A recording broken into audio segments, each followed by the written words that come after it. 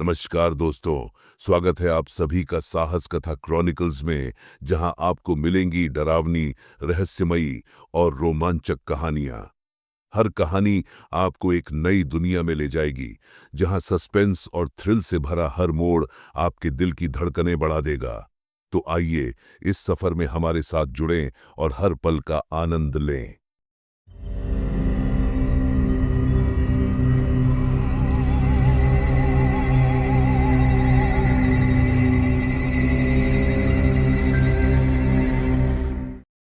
काजल मुंबई के एक भीड़ भाड़ वाले इलाके में अपने माता पिता अनिल और सुनीता के साथ रहती थी।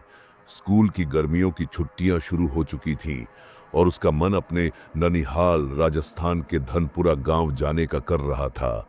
ये गांव एक शांत जगह थी, जहां वह हर साल अपनी छुट्टियां बिताने जाया करती थी। वहां की मिट्टी की महक, गांव के बड़े बड़े खेत और नानी के हाथ के बने लड्डू उसकी सबसे प्यारी यादें थीं। मम्मा, इस बार भी नानी के यहाँ चलेंगे ना? काजल ने उत्सुकता से पूछा। सुनीता मुस्कुराई। हाँ बेटा, लेकिन सुबह निकलेंगे, रात में सफर करना सही नहीं रहता।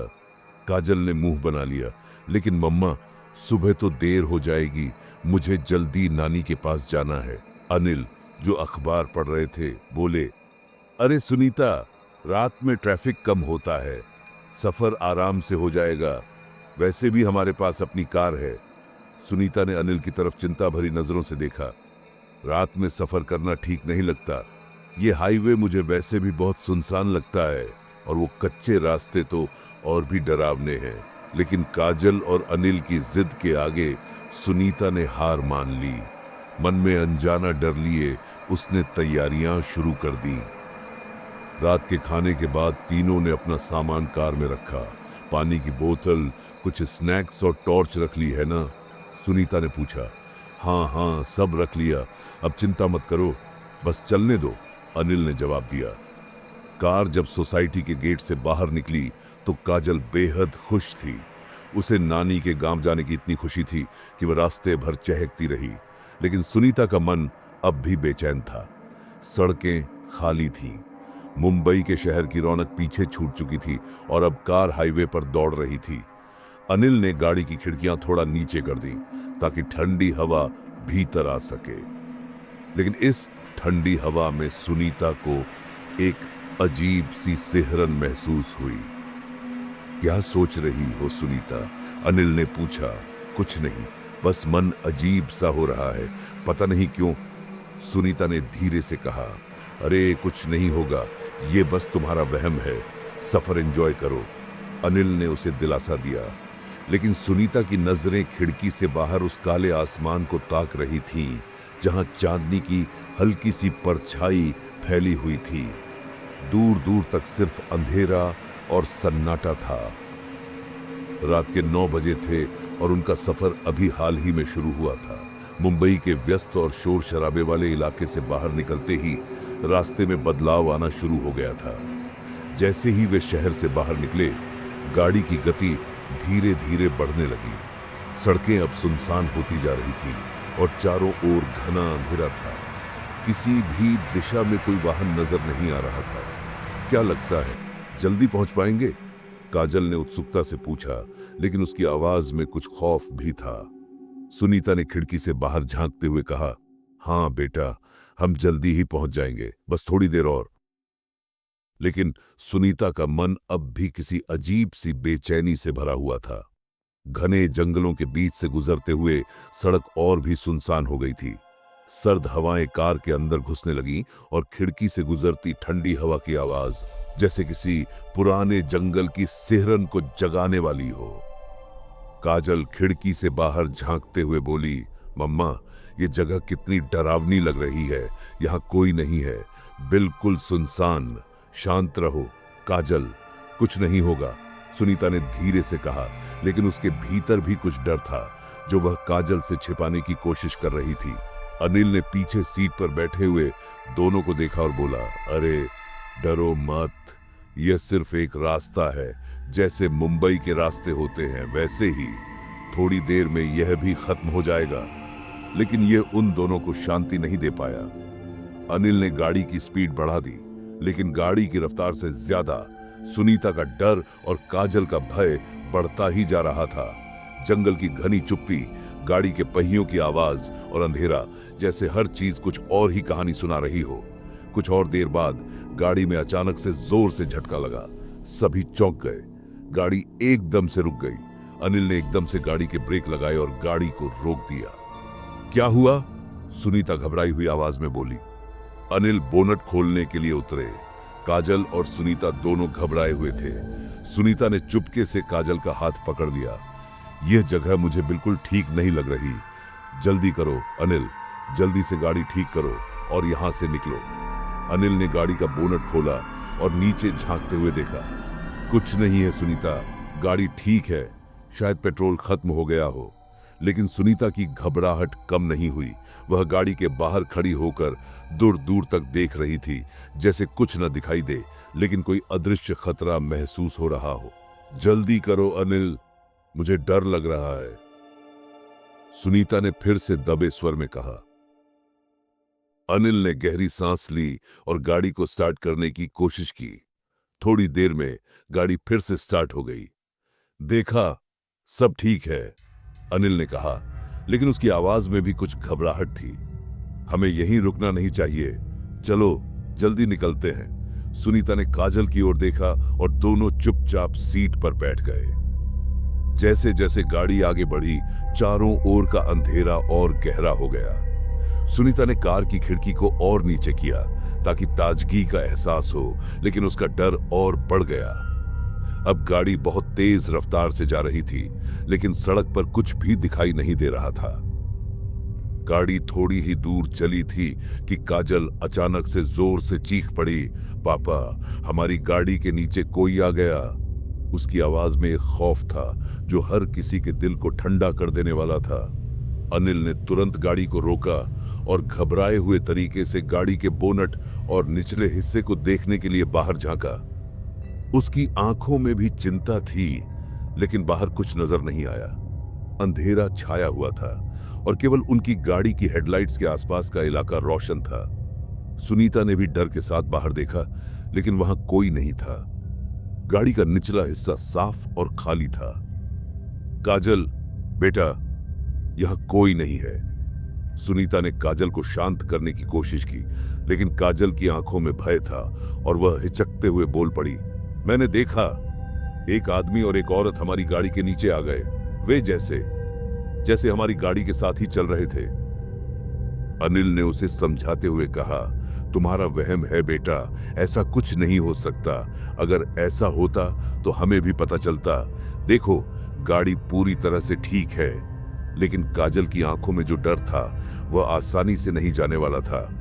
उसका चेहरा डर से सफेद पड़ चुका था और उसकी सांसें तेज हो गई थीं। सुनीता ने देखा कि काजल का डर अब शारीरिक रूप से भी उसके ऊपर असर डालने लगा था।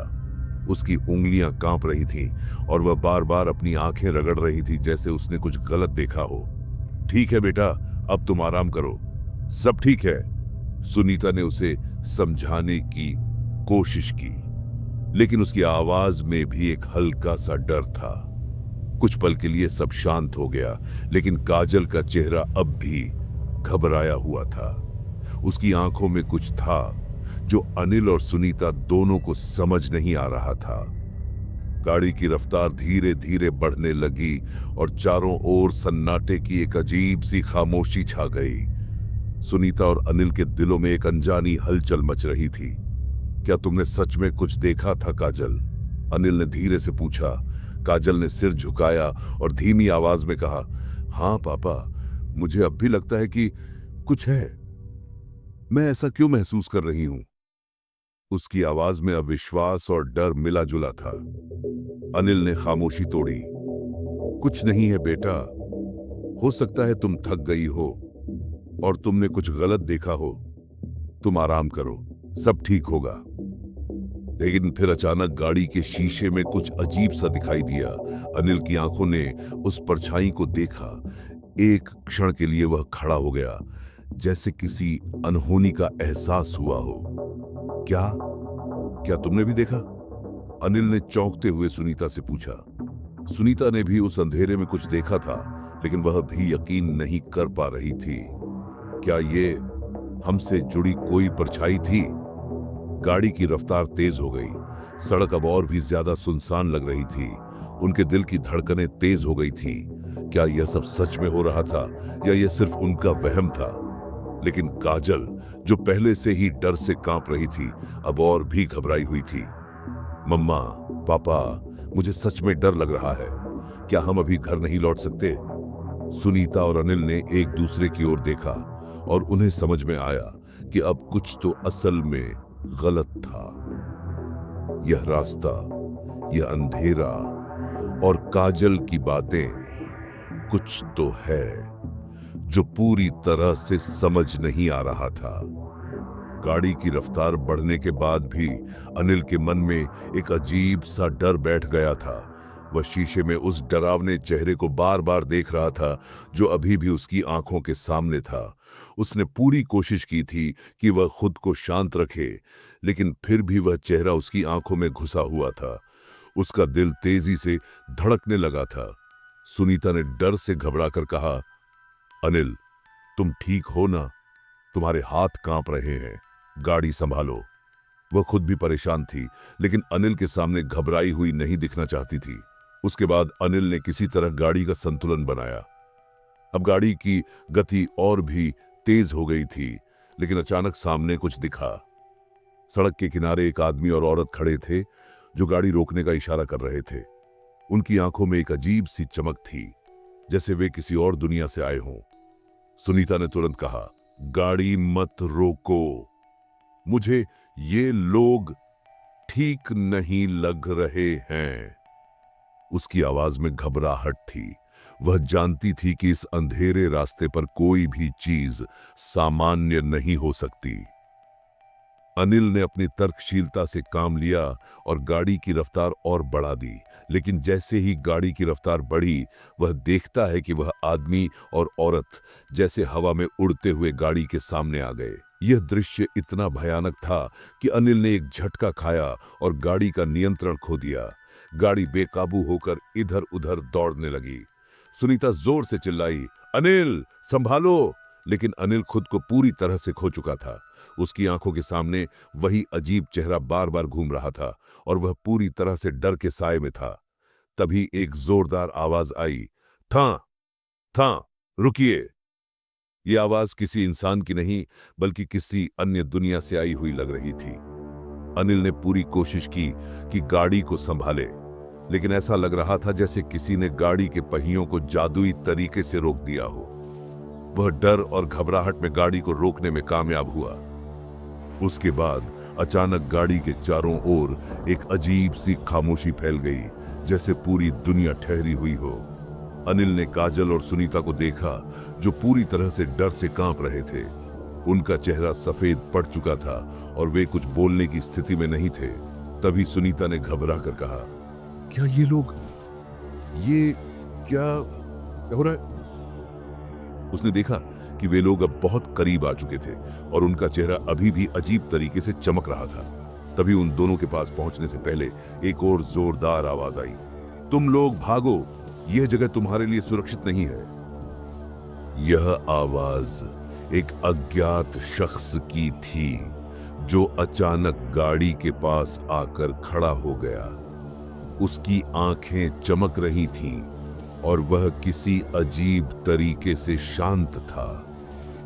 क्या यह शख्स सच में मददगार था या फिर वह भी उन अजीब घटनाओं का हिस्सा था? इस सवाल ने सबको और भी उलझन में डाल दिया। अचानक अनिल ने महसूस किया कि सामने वह आदमी और औरत गायब हो गए थे, लेकिन उनके सामने खड़ा शख्स अब भी उसी तरह शांत था। क्या वह शख्स कोई भूत प्रेत था या फिर कोई साधारण इंसान था? तारई सवाल अब तक अनिल, सुनीता और काजल के दिमाग में तैर रहा था। वे सब अब धीरे धीरे इस अनजान शख्स से दूरी बनाने की कोशिश कर रहे थे, लेकिन वह शख्स उनकी ओर बढ़ रहा था। उसकी आंखों में एक अजीब सी सर्दी और रहस्यमयता थी। क्या अब वे यहां से सुरक्षित बाहर निकल पाएंगे या इस रहस्यमय दुनिया में फंसे रहेंगे? इस भयावह रात में क्या होगा? क्या यह आदमी सच में मदद करेगा या फिर कोई जाल है? तभी सुनीता का फोन बजा। उसने स्क्रीन पर रोहन का नाम देखा और थोड़ी राहत महसूस की। वह जानती थी कि रोहन हमेशा उसकी मदद करता था और शायद इस समय उसे किसी विश्वास पात्र से बात करने की जरूरत थी। सुनीता ने फोन उठाया और दूसरी तरफ रोहन की आवाज आई, जो सुनाई दी जैसे वह भी घबराया हुआ था। क्या हुआ दीदी, तुम ठीक तो हो? रोहन ने चिंता के साथ पूछा। सुनीता ने हड़बड़ी में सारी घटनाएं उसे सुनाई। रोहन, यह रास्ता बहुत अजीब है। गाड़ी रुकी और फिर एक अजीब चेहरा दिखा, और ये जो आदमी और औरत थे, मुझे कुछ ठीक नहीं लग रहा। उसकी आवाज में घबराहट थी। हम यहां किसी रहस्यमय चीज का सामना कर रहे हैं और मैं डर गई हूं। रोहन ने थोड़ी देर चुप रहने के बाद कहा, तुम लोग चिंता मत करो, मैं तुम्हें रास्ते में मिलूंगा, सब कुछ ठीक हो जाएगा। उसकी आवाज ने सुनीता को थोड़ी राहत दी, लेकिन फिर भी वह घबराई हुई थी। उसने फोन काट दिया और काजल की ओर देखा, जो खिड़की से बाहर कुछ देख रही थी। काजल का चेहरा अभी भी डर से सफेद था और उसकी आंखों में तनाव था। 10 मिनट बाद रोहन उनकी गाड़ी के पास पहुंच गया। जैसे ही काजल और सुनीता ने उसे देखा, उन्हें थोड़ी राहत मिली। रोहन की मौजूदगी ने उन्हें महसूस कराया कि अब वे अकेले नहीं हैं। रोहन गाड़ी के पास खड़ा था और उसकी आंखों में चिंता और घबराहट थी। क्या हुआ दीदी? रोहन ने तुरंत पूछा। तुम ठीक तो हो ना? सुनीता ने धीरे से सिर हिलाया और कहा, अब ठीक हूं, लेकिन यह रास्ता बहुत अजीब है, हमें कुछ समझ नहीं आ रहा है। रोहन ने गहरी सांस ली और बोला, तुम परेशान मत हो, मैं तुम्हारे साथ हूं।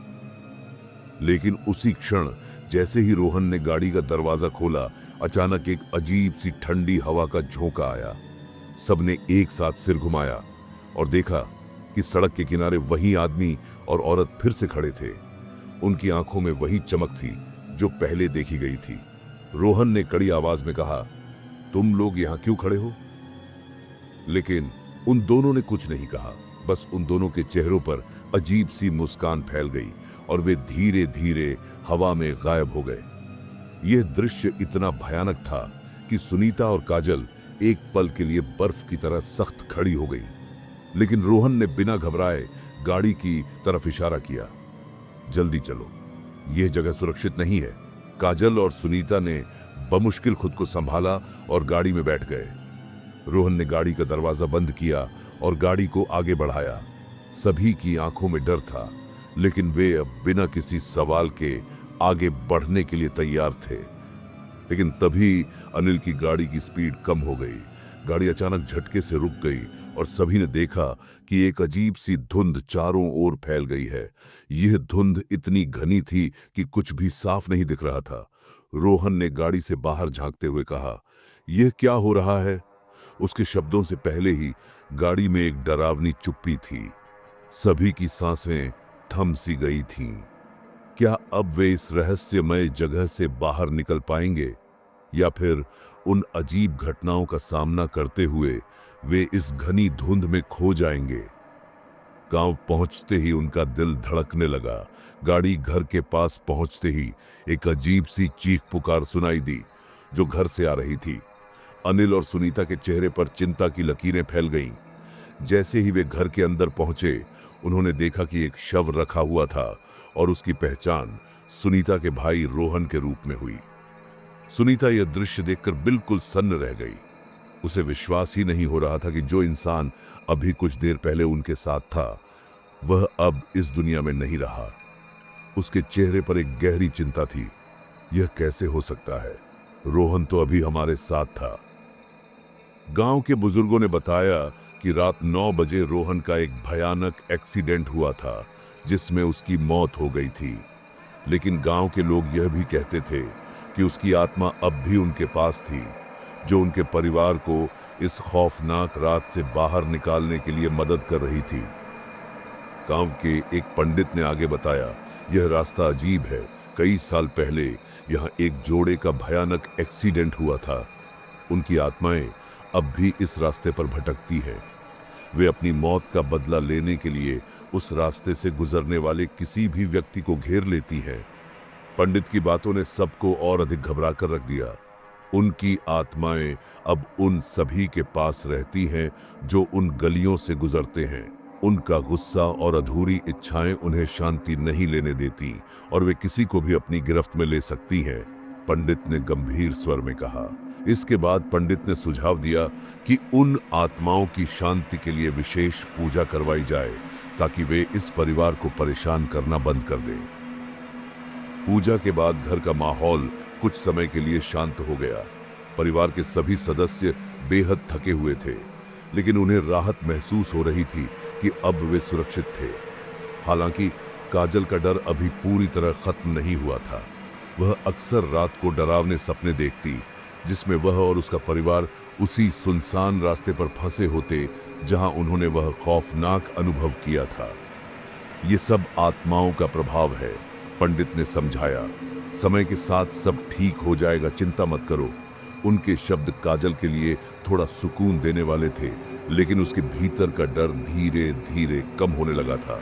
हालांकि काजल को एहसास हुआ कि वह भयानक अनुभव शायद हमेशा उसकी जिंदगी का हिस्सा बना रहेगा, लेकिन उसने यह भी समझ लिया कि परिवार का प्यार और एकजुटता ही उनकी सबसे बड़ी ताकत थी।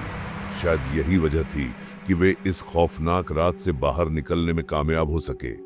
अब यह घटना सिर्फ एक याद नहीं थी, बल्कि उनके जीवन का एक गहरा सबक बन चुकी थी। काजल ने ठान लिया कि वह इस अनुभव से सीखेगी और भविष्य में किसी भी मुसीबत का सामना साहस और हिम्मत से करेगी। तो दोस्तों, ये थी आज की कहानी। आपको यह कहानी कैसी लगी, नीचे कमेंट में हमें जरूर बताएं। आपकी राय हमारे लिए बेहद महत्वपूर्ण है।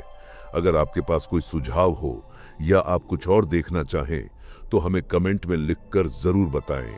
हम आपकी बातों को ध्यान में रखते हुए और भी बेहतर कहानियां लेकर आएंगे। और अगर आपके पास भी कोई डरावनी या रोमांचक कहानी है जिसे आप हमारे साथ साझा करना चाहते हैं, तो आप हमें भेज सकते हैं। आपकी कहानी को हम अपने चैनल पर सुनाएंगे आपके नाम के साथ। और हाँ दोस्तों, अगर आपको ये कहानी पसंद आई हो तो लाइक करना न भूलें, चैनल को सब्सक्राइब करें और बेल आइकन भी दबाएं ताकि अगली खौफनाक कहानी की नोटिफिकेशन आप तक सबसे पहले पहुंचे। तो जुड़ते रहिए साहस कथा क्रॉनिकल्स के साथ और महसूस कीजिए एहसास डर का।